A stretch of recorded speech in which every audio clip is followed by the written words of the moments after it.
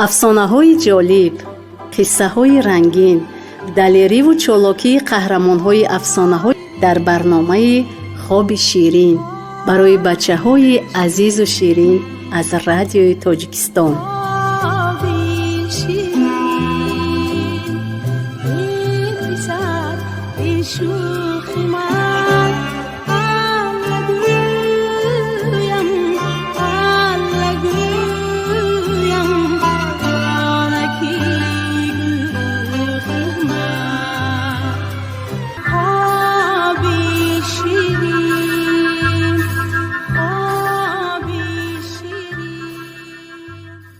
بچه های عزیز، حالا شما ادامه افسانه حسنک را میشنوید. این پادشاه یا عقل ندارد یا ظالم است. وی نمیفهمد که اگر مرد همیشه در تردد باشد، علاج رزق و روزیش را البته مییابد. من پادشاه هیزم فروشی را منع کرد. مرحمت پروردگار عالم حد و کنار ندارد. دامنه های کوه علفزار موج میزند. به درونش درای علف تا میانت میرسد. میدروی بوی علف مستت میکند. علف درویده بند بسته آورده فروختم. فایدهش یک پلوی نازنین شد که با هم خوردیم. مهمان عزیز، به عقل و ظالم گفتنهای حسنک پادشاه را به غضب آورد، ولی او خود را نگاه داشته فکر کرد که خیر اگر من به عقل باشم یا ظالم، به این مردی گردن شخ چی بودن ظالمی را نشان می دهم.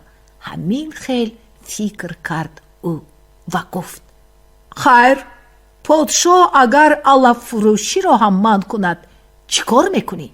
چیکار میکنم؟ صحرا پر از بوته های جاروبک، جاروب میبندم و آورده میفروشم. خیر پادشاه اگر جاروب فروشی را هم منع کند چی؟ باز پرسید پادشاه. شما عجب آدمی ساده بودید، گفت حسنک.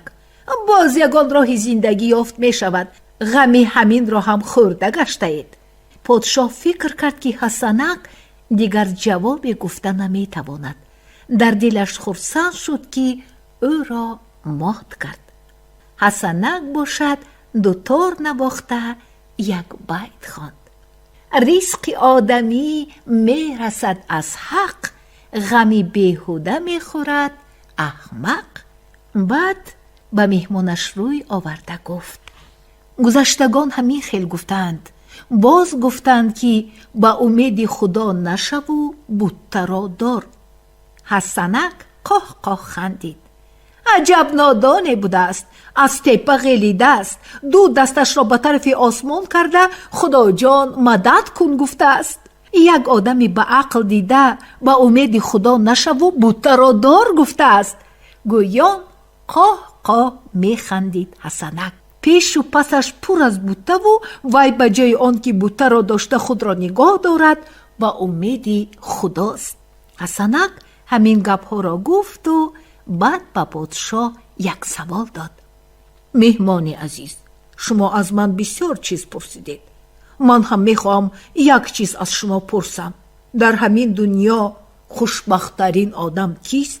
پادشاه فکر کرد و گفت: خوشبختترین آدم همان کس که حکمش به دیگران روا باشد. حسنک گفت: خوشبختی را هر کس هر خیل میفهمد. به خیال من خوشبختترین کس همان آدم است که از مهنت نمی ترسد، از زحمت نمی گریزد.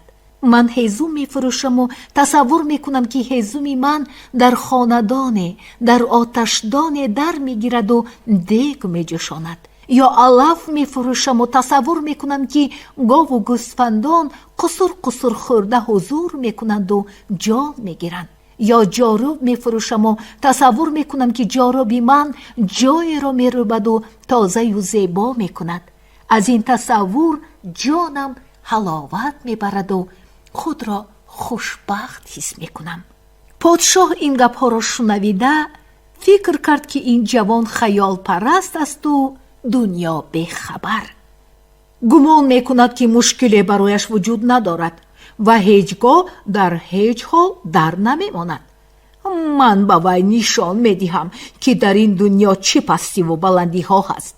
پادشاه همین خیل فکر کرد و برآمده به بارگاهش رفت و از آنجا نزدیکانش را پیش خود دعوت کرده گفت: در فلان جا، در فلان حولی یک جوانی مسافر زندگی میکند.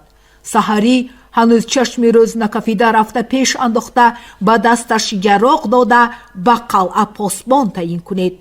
تمام روز نجنبیده پاسبانی کند. فرمان پادشاه اجرا شد. حسنک شاف در میان تا بگاه در نزد دروازه قلعه پادشاه پاسبان ایستاد. بعد به او فرمودند که سحری چشم روز گشاده نشده برگردد و باز پاسبان ایستد. اگر از فرمان سر پیچد به دار کشیده می شود. پادشاه بگاهی در دلش خندیده به سوی باششگاه حسنک روان شد. باور داشت که این دفعه حسنک را به حال و گرسنه خواهد دید. باز در نزد دروازه بوی زیربک پلاو به دماغش زده تعجب کرد. حسنک خرم و خوشنود پلاو میپخت. بیایید آشنا، بیایید مهمان، گفت او پادشاه را دیده. پلاو را خوردند. از دیروزه هم با مزه تر بود این آش. کنی گوی امروز خرج آش را چه خیلی پیدا کردی؟ پرسید پادشاه. اصلا نپرسید، گفت حسنک. آدمانی پادشاه مرا گرفته بردند و دستم شاف داده پاسبانی قلعه تعیین کردند. شافی دادگیشون را فروختم و شافی چوبین خریده به غلافش انداخته ماندم. پولش از خرید امروزه هم زیادتی کرد. اگر پادشاه تو را به نزد خود آورانده یگان جنایتکار را با شاف زن گوید چی کار میکنی؟ در این باره فکر نکردی؟ جدی پرسید پادشاه. آدم در هر خصوص فکر کردن گیرد زود پیر می شود، گفت حسنک. مگر نشنیدید که بزرگان گفتند مرد باید که هراسان نشود، مشکل نیست که آسان نشود. پادشاه روز دیگر گفتگیش را کرد. حسنک را به نزد او گرفته بردند و یک مرد اشکل در پای دست را تیله داده پیش پادشاه آوردند. پادشاه به حسنک گفت: این مرد گناهی عظیم کرده است. ما حکمی کش برآوردیم. اگر با یک شاف زدن گردنش را از تن جدا نکنی، جلادان سری خودی تو را از تنت جدا میکنند. خوب شده است. امر پادشاه برای بندگانش واجب است، گفت حسنک.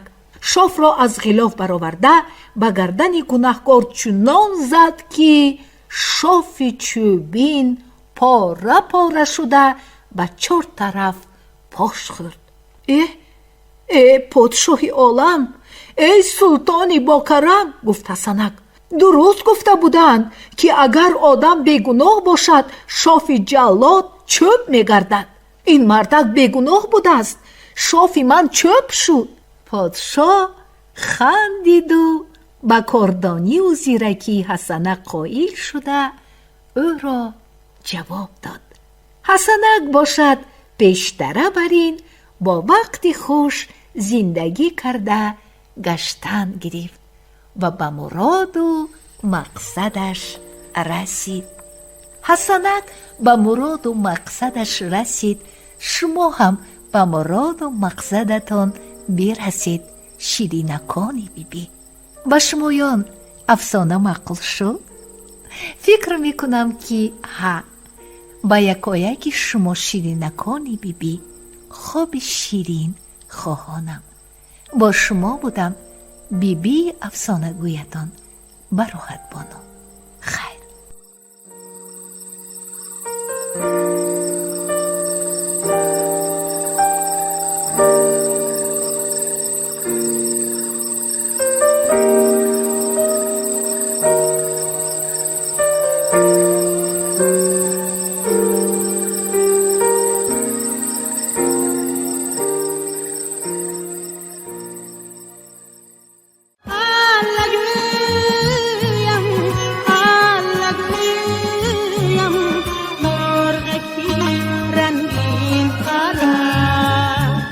افسانه‌های جالب، قصه‌های رنگین دلیری و چالاکی قهرمان‌های افسانه‌های در برنامه خواب شیرین برای بچه‌های عزیز و شیرین از رادیوی تاجیکستان. شیرین برم